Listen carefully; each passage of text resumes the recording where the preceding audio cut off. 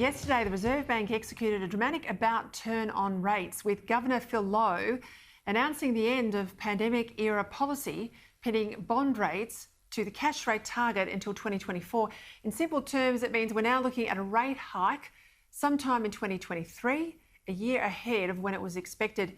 Now, to explain what it all means for you, because I know this is exercising the minds of those with a mortgage, let's bring in our economics panel now. From Melbourne, business commentator Terry McCrann, and from Sydney, founder of the Switzer Report, Peter Switzer.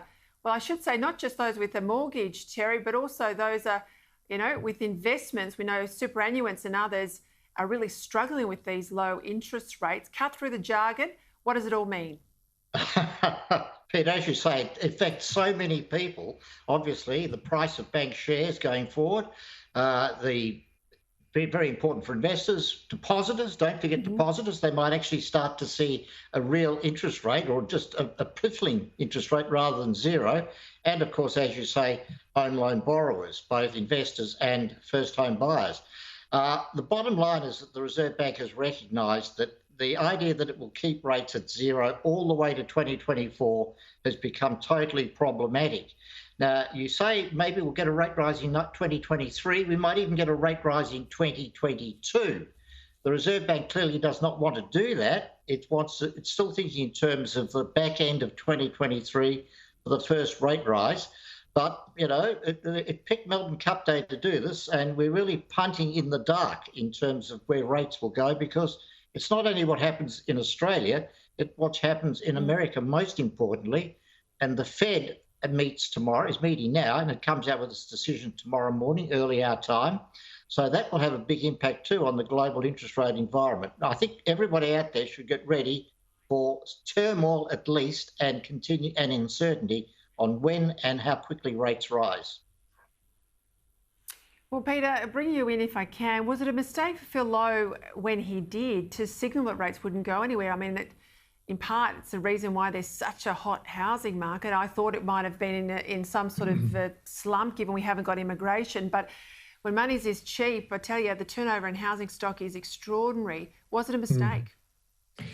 Look, I think at the time when he made the promise, it was a sensible thing to do, to really get people believing, gee, this is going to be such an unusual phase of our life where interest rates are going to be held down for a long time. And it built in confidence, and confidence rebounded really, really quickly in 2020 until Victoria went into lockdown. Then confidence went off the boil again. Then again, confidence rebounded after the lockdown ended. Then New South Wales went in and lockdown happened in New South Wales. Confidence fell.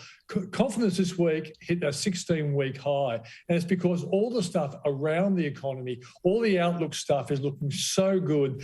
The Reserve Bank has to capitulate and admit that they kind of gilded the lily for good economic reasons. And the fact that they're facing the reality of what Terry was talking about makes a lot of sense. And someone like Shane Oliver, who's a very, I think, a conservative kind of economist, thinks the first rate rise could be November of next year, followed up by another one. So the cash rate will be 0.5% by the end of 2022. And I think he's right. I think the Australian economy will be doing well unless some other curveball comes along. Terry, I've got to ask you about an opinion piece today from Sky News colleague Nicholas Rees. We also know he's the Deputy Lord Mayor in Victoria, adding his voice for Big Australia campaigners. Sure, I sort of expected that. But he's out there saying it's got to be 900,000 migrants over the next 3 years. They were talking about half a million out of Sydney over 4 years. But I tell you, 900,000, what do you make of that? Well, it's just crazy, Peter. I mean, maybe Nicholas was splitting the difference between the 200,000 we were getting before COVID and the 400,000 a year that the New South Wales bureaucrats are trying to persuade the politicians to accept. 300,000 a year would put enormous pressure on our infrastructure. It would put enormous pressure on the processes of actually bringing them into the country. Yes, we want a bigger Australia. Yes, we want to continue. We want to go back to bringing people into Australia, including Australians, obviously, that have been stuck overseas for the last year and a half. But 300,000 a year, which is an extraordinary number to pour into the country, is just lunacy on steroids. Let's have a sensible immigration policy, a sensible program of skills and family reunion, but let's not go completely insane. All right, let's talk cryptocurrency, Peter Switzer. The CommBank is embracing it. They'll put it on its app, be the first Australian bank to offer customers access to cryptocurrency. Look, I read everything I can on cryptocurrency, and just when I think I've got my head around it, I read something more and I start back at the beginning. How's this going to work? Well, basically, the CBA realises that there's a large chunk of the money-based population that really believes in cryptocurrency. They are primarily younger people. They're often very savvy investors, and they're taking a punt. They might be only allocating 1 or 2% of their portfolios to cryptocurrency, but they're doing it.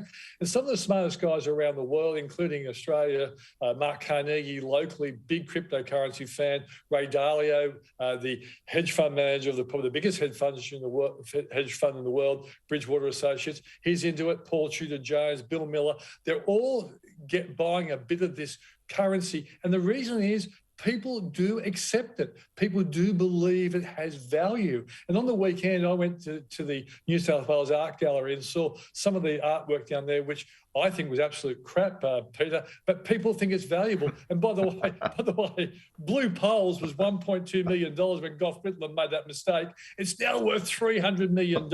So what people believe is valuable is critically important, and crypto is heading that way, particularly with younger people.